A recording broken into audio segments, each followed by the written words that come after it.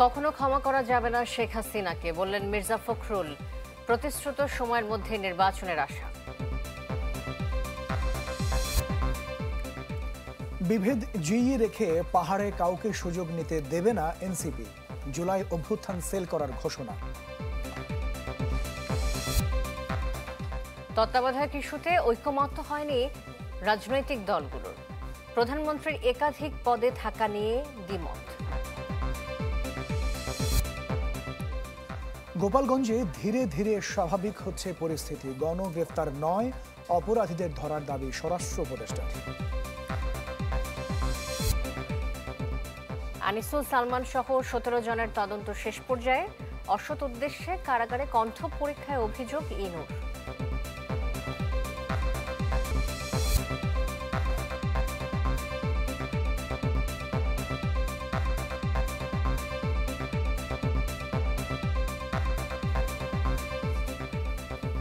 শুভেচ্ছা, আমন্ত্রণ চ্যানেল 24-এর সন্ধ্যে 7টার খবরে। শুনছিলেন প্রেসিডেন্সি ইউনিভার্সিটি সংবাদ শিরোনামগুলো।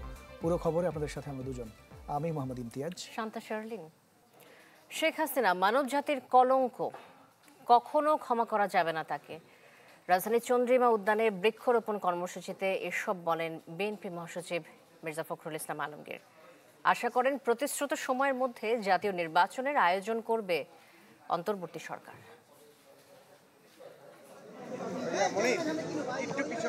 জুলাই আগস্ট গণ অভ্যুত্থানে শহীদদের স্মরণে সারা দেশে বৃক্ষরোপণ কর্মসূচি পালন করছে বিএনপি।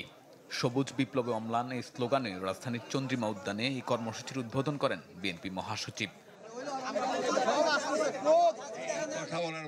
উদ্বোধনের আগে মির্জা ফখরুল ইসলাম আলমগীর বলেন, শুধু জুলাই গণ অভ্যুত্থানে নয়, বিগত 1.5 যুগেরও বেশি সময় ধরে দেশে গণহত্যা চালানোর জন্য শেখ হাসিনাকে কখনোই ক্ষমা করা হবে না।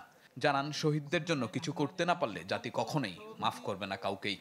হাসিনাকে কোনোদিন ক্ষমা করা যাবে না। হাসিনা হচ্ছে মানব জাতির একটা কলঙ্ক, হাসিনা হচ্ছে মায়েদের একটা কলঙ্ক।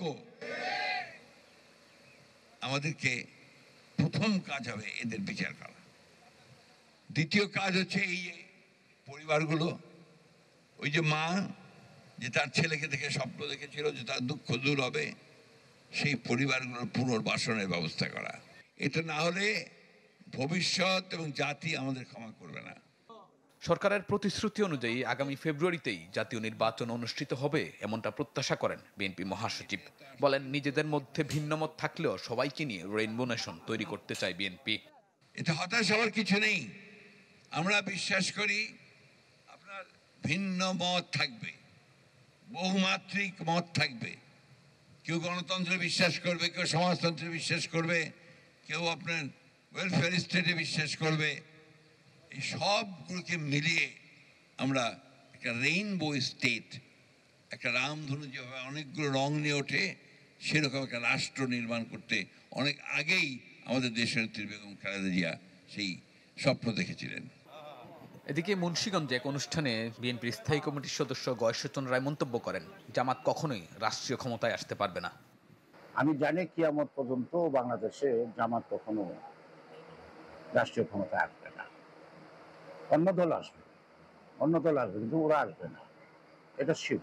আওয়ামী লীগ নাই, এখন বিএনপি থাকবো না, 71-এর রাজাঘাটার দেশ চালাইবো, আর এটা আমরা মানবো, এই বেচা থাকতে হবে আর কি, অসম্ভব। শাহনেওয়াজ বাবলু, চ্যানেল 24, ঢাকা। শান্তিপূর্ণ ও সহাবস্থানে পার্বত্যাঞ্চল গড়ার ডাক দিলেন এনসিপির আহ্বায়ক নাহিদ ইসলাম। রাঙামাটিতে জুলাই পদযাত্রার পথসভায় তিনি জানিয়েছেন, সবার অধিকার নিশ্চিতে কাজ করবে তাদের দল। আহ্বান জানিয়েছেন ফ্যাসিবাদ বিরোধী রাজনৈতিক দলগুলোকে সংহতি এবং ঐক্য ধরে রাখার। চট্টগ্রাম অঞ্চলে কর্মসূচির দ্বিতীয় দিনে রোববার রাঙামাটিতে এনসিপির জুলাই পদযাত্রা।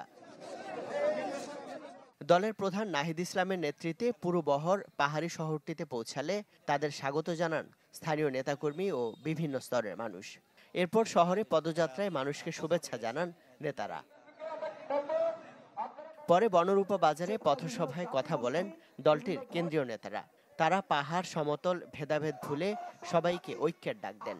আমাদের যে সংগ্রাম নতুন বাংলাদেশ গড়ার, যেখানে কারোর প্রতি কোনো বৈষম্য থাকবে না, সবার অধিকার সংরক্ষিত থাকবে এবং এমন একটা সংবিধান থাকবে যেখানে শুধুমাত্র একটা দলের একটা পক্ষের অথবা কিছু মানুষের অধিকার সংরক্ষিত থাকবে, কিছু মানুষের থাকবে না, এমন সংবিধান আমরা চাই না। আগামী বাংলাদেশে আমরা সম্প্রীতির রাজনীতি চাই, আমরা পারস্পরিক শ্রদ্ধাবোধের রাজনীতি চাই, আমরা লড়াই সংগ্রামের সুন্দরের রাজনীতি চাই।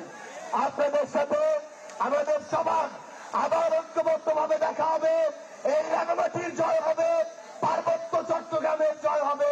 ভুল ভ্রান্তির ঊর্ধ্বে উঠে যেন ইনসাফপূর্ণ একটা রাষ্ট্র ব্যবস্থা এবং সমাজ ব্যবস্থা গড়ে তুলতে পারি, যেখানে বিভিন্ন জাতিগোষ্ঠী, বিভিন্ন ধর্ম, বিভিন্ন ভাষার মানুষের সমান অধিকার প্রতিষ্ঠিত হয়। সবার জন্য নতুন সংবিধান তৈরির আহ্বান জানিয়ে এনসিপির আহ্বায়ক নাহিদ ইসলাম বলেন, দল মত আর ধর্মবিদ্বেষের ঊর্ধ্বে উঠে শান্তিপূর্ণ পার্বত্যাঞ্চল করবে তার দল। এ সময় রাজনৈতিক দলগুলোর মধ্যে সংহতি ও ঐক্যের ডাকও দেন এনসিপি প্রধান। পাহাড়ের যে অশান্তি, যে বিভেদ বছরের পর বছর জিয়ে রাখা হয়েছে এবং আমরা সেই অশান্তি এবং বিভেদকে দূর করতে হবে। আমরা জাতি বিদ্বেষ, ধর্মবিদ্বেষ সবকিছুর ঊর্ধ্বে গিয়ে একটি শান্তি সৌহার্দ্যের চট্টগ্রাম পার্বত্য অঞ্চল আমরা গড়ে তুলতে চাই। আমরা একটি সৌহার্দ্যের বাংলাদেশ গড়ে তুলতে চাই। পদযাত্রা শুরুর আগে সকালে চট্টগ্রামে জুলাই শহীদ স্বজনদের সাথে কথা বলেন এনসিপি নেতারা।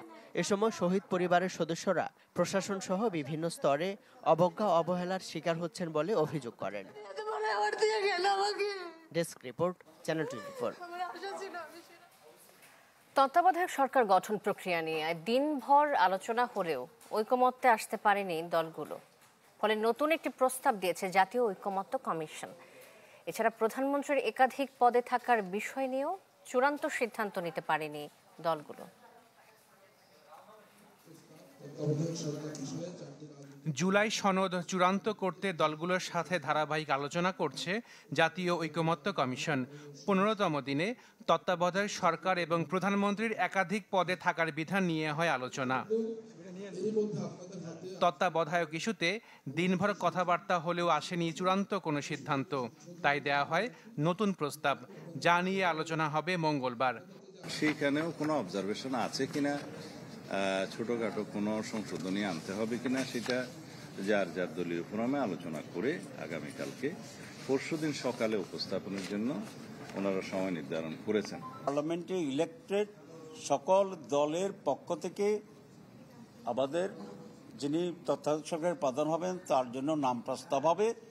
সংখ্যা 1 হতে পারে, 2 হতে পারে, কিন্তু there should be representation from all the parties.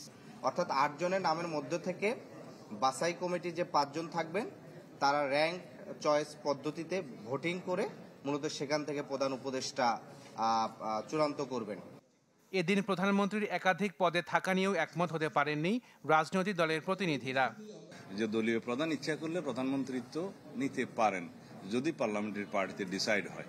আর যদি পার্লামেন্টারি পার্টিতে ডিসাইড হয় যে তাকে প্রধানমন্ত্রী করা হবে না, অন্য একজনকে করা হবে, সেটা পার্লামেন্টারি পার্টির ডেমোক্রেটিক রাইট চর্চা, সেটা ওপেন রাখার ক্ষেত্রে আমরা আমাদের সাজেশন দিয়েছি। প্রধানমন্ত্রী এবং লিডার অফ দ্য হাউস একজন, আর তখন উনি দলীয় প্রধান হিসেবে থাকতে পারবেন না, কারণ আমরা ব্যালেন্স অফ পাওয়ার গভর্নমেন্টে চাচ্ছি, পার্লামেন্টে চাচ্ছি, তো একইভাবে পার্টিতেও একটা ব্যালেন্স অফ পাওয়ার থাকতে হবে ডেমোক্রেটিক।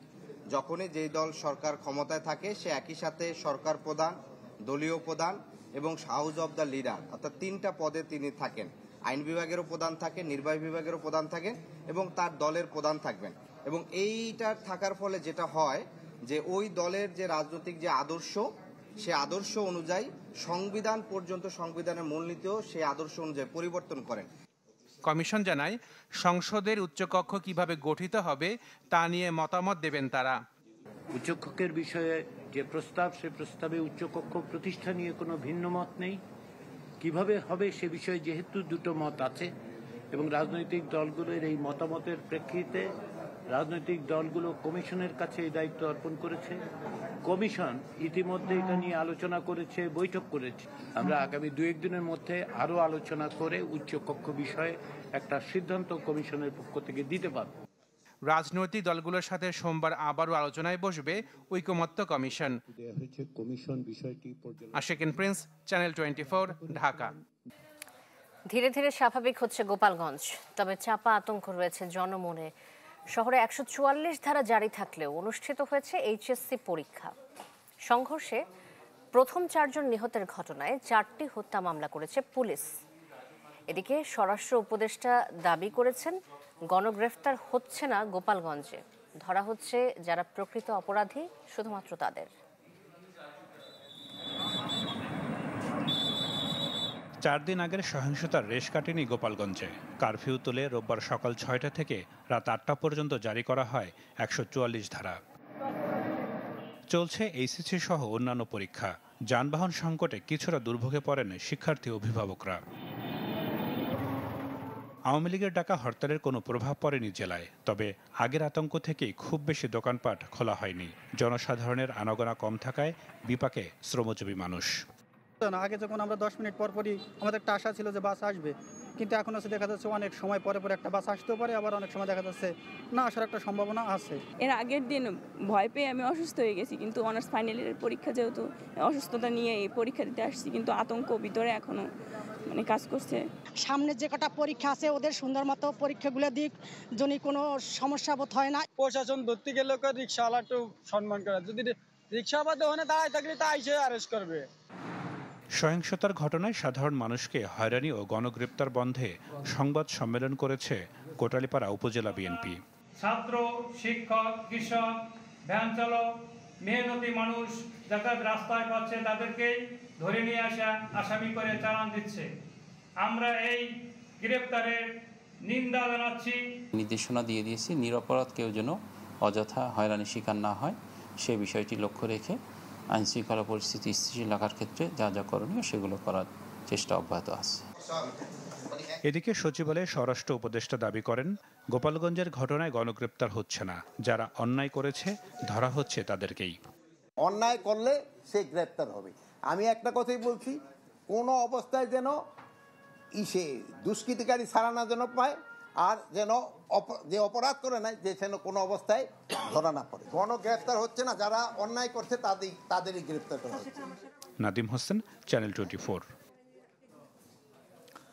কারাগারে কণ্ঠস্বর পরীক্ষা নিয়ে গোয়েন্দা পুলিশের বিরুদ্ধে ট্রাইব্যুনালে অভিযোগ দিলেন সাবেক মন্ত্রী হাসানুল হক ইনু। অসৎ উদ্দেশ্যে এটি করা হয়ে থাকতে পারে বলে আশঙ্কা করছেন তিনি, যদিও তা নাকচ করেছেন চিফ প্রসিকিউটর। জানিয়েছেন শেখ হাসিনার মন্ত্রিসভার 17 জনের বিরুদ্ধে শেষ পর্যায়ে মানবতা বিরোধী অপরাধের তদন্ত। জুলাই আগস্টের মানবতা বিরোধী অপরাধের মামলায় সবচেয়ে বেশি সংখ্যক আসামিকে রোববার হাজির করা হয় ট্রাইব্যুনালে। গণঅভ্যুত্থানের মুখে পতিত আওয়ামী লীগ সরকারের 9 মন্ত্রী, 2 উপদেষ্টা ও বিচারপতি সহ হাজির করা হয় 38 জনকে। সকাল 11:30টার পর ট্রাইব্যুনালে একে একে তোলা হয় আনিসুল হক, কামরুল ইসলাম, দীপুমণি পলক সহ 16 জনকে। এ সময় এজলাসে খোশ গল্প করতে দেখা যায় আওয়ামী লীগের এক সময়ের ক্ষমতা ও প্রভাবশালী এসব নেতাকে। সাবেক আইনমন্ত্রী আনিসুল হককে দেখা যায় সবার খোঁজ খবর নিতে, আবার তাদের আইনজীবীদেরও দিলেন পরামর্শ। বিচার কাজ শুরুর আগে হাসানুল হক ইনুর আইনজীবী জানান তার মক্কেল কথা বলতে চান। এ সময় হাসানুল হক ইনু বলেন, গেল জুনে ডিবি পরিচয়ে কারাগারে তার কণ্ঠস্বর পরীক্ষা করা হয়। তার দাবি এটি অসৎ উদ্দেশ্যে করা হয়। এ সময় চিফ প্রসিকিউটরের সাথে বাকবিতণ্ডায় জড়ান ইনু। উচ্চকিত হয়ে ওঠেন সাবেক মন্ত্রীরাও। পাল্টা তোপ দাগেন ট্রাইব্যুনালও, বলেন তারা ন্যায় বিচারের স্বার্থে সবকিছু শুনতে পারেন। পরে চিফ প্রসিকিউটর দেখান ট্রাইব্যুনালের আদেশেই ইনুর কণ্ঠস্বর পরীক্ষা করা হয়েছে। কারাগারের অভ্যন্তরে তার ভয়েস রেকর্ড করা হয়েছে, তো কি উদ্দেশ্যের ভয়েস রেকর্ড করা হয়েছে এবং কেন রেকর্ড করা হয়েছে এ বিষয়ে আমি তার নিয়োজিত আইনজীবী বা আমার সাথে যারা ছিলেন তারা কেউ অবগত ছিলেন না, বা কোনো পিটিশন আমাদের জানা ছিল না, বা কোনো অর্ডার হয়েছে কিনা সেটাও আমরা জানতাম না। পরে 16 মন্ত্রীসহ 45 জনের মামলায় সময় চেয়ে চিফ প্রসিকিউটর বলেন তদন্ত প্রায় শেষ পর্যায়ে, তবে 45 জনের বিরুদ্ধে ভিন্ন ভিন্ন মামলায় তদন্ত প্রতিবেদন দেয়া হবে। তাদেরকে আজকে ট্রাইব্যুনালে হাজির করা হয়েছিল। তাদের মামলার তদন্তের অগ্রগতি প্রতিবেদন ট্রাইব্যুনালে জমা দিয়েছেন তদন্তকারী কর্মকর্তা, এবং সাথে সাথে আরও 3 মাসের সময় প্রার্থনা করেছেন। ট্রাইব্যুনাল সময় মঞ্জুর করেছেন। এদিকে রোববার হাজির করার কথা থাকলেও আসামি থেকে রাজসাক্ষী বা অ্যাপ্রুভার হওয়া সাবেক আইজিপি মামুনকে ট্রাইব্যুনালে হাজির করা হয়নি। প্রসিকিউশন বলছে তার বিরুদ্ধে একটি মামলার বিচার শুরু হয়েছে, এ মামলায় তাকে আনা হবে না। ওনার বিরুদ্ধে অলরেডি সাবেক প্রধানমন্ত্রী শেখ হাসিনার সাথে ওনার তদন্ত প্রতিবেদন দাখিল হয়ে সেটি চার্জ গঠন হয়ে গিয়েছে, আপনারা জানেন। সেজন্য উনি বাদে আর বাকি যারা আছে তাদেরকে এই ট্রাইব্যুনালে হাজির করা হয়েছিল আজকে। এদিকে কক্সবাজারের বহুল আলোচিত একরামুল হত্যা মামলায় গ্রেফতার দেখানো হয়েছে আলোচিত এমপি বদিকে। তাকে তদন্ত সংস্থায় জিজ্ঞাসাবাদের অনুমতিও দেন tribunal. Masudur Rahman, channel 24, Dhaka. Diploma full cream milk powder যুগ যুগ ধরে ডেজার্টকে বানায় এতটা ডিলিশিয়াস, যার চোখ ধাঁধানোর স্বাদের কাছে হারবে সবাই। নিউজিল্যান্ডেরই ঢাকা বিশ্ববিদ্যালয় কেন্দ্রীয় ছাত্র সংসদ ডাকসু নির্বাচনের তফসিল ঘোষণা করা হবে 29 জুলাই। ভোট হবে সেপ্টেম্বরের দ্বিতীয় সপ্তাহ নাগাদ। বিশ্ববিদ্যালয়ের নবাব আলী চৌধুরী সিনেট ভবনে অংশীজনদের সাথে সভায় এই সিদ্ধান্ত নেওয়া হয়। প্রধান নির্বাচন কমিশনার অধ্যাপক জসিম উদ্দিন জানান, কার্জন হল, টিএসসি, বিশ্ববিদ্যালয় ক্লাব, সিনেট ভবন ও উদয়ন স্কুল এই 6 কেন্দ্রে নেওয়া হবে ভোট। 2018 থেকে 19 শিক্ষাবর্ষের যেসব শিক্ষার্থীর মাস্টার্সের ফল প্রকাশিত হয়েছে তারা ভোটার হিসেবে গণ্য হবেন না বলেও জানানো হয় সভায়।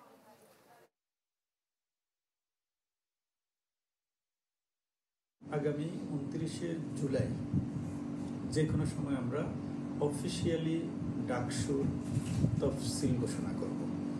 আমরা আশা করতেছি সেটা 28 তারিখের ভিতর আমরা একটা খসড়া পরিপূর্ণ ভোটার তালিকা পেয়ে যাব। এই জন্য আমাদের 29 জুলাই ঘোষণা করার সিদ্ধান্ত নিয়েছি।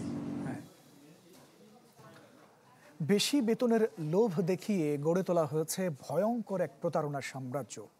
খ্যাতনামা প্রতিষ্ঠানের নাম ব্যবহার করে চাকুরির প্রলোভনে আদায় করা হয় মোটা অঙ্কের টাকা, তারপর উধাও নিয়োগদাতা। অনুসন্ধানে উঠে এসেছে চক্রের আসল চেহারা। মাসুম মিয়া জানাচ্ছেন বিস্তারিত। ক্যামেরায় ছিলেন মাহবুবুর রহমান। কনক্রিট এই শহরে স্বপ্ন বুনতে আসেন ফরিদপুরের মেয়ে রুবাইয়া আলম। পড়াশোনার খরচ তুলতে উত্তরায় এক প্রতিষ্ঠানে করতেন মার্কেটিংয়ের কাজ। আশায় বুক বাঁধেন ভালো কিছু করার। একটা অনলাইন পোস্ট দেখে আমার জবের প্রয়োজন ছিল। একদিন অনলাইনে এক বিজ্ঞাপন, উচ্চ বেতন, অফিসে চাকরি। মুঠোফোনে যোগাযোগ, জবাব আসে দিলখুশার ঠিকানার। গিয়ে দেখেন সাজানো অফিস, ইন্টারভিউ, দ্রুত নিয়োগ। তবে শর্ত ৬,০০০ টাকার অগ্রিম ফি।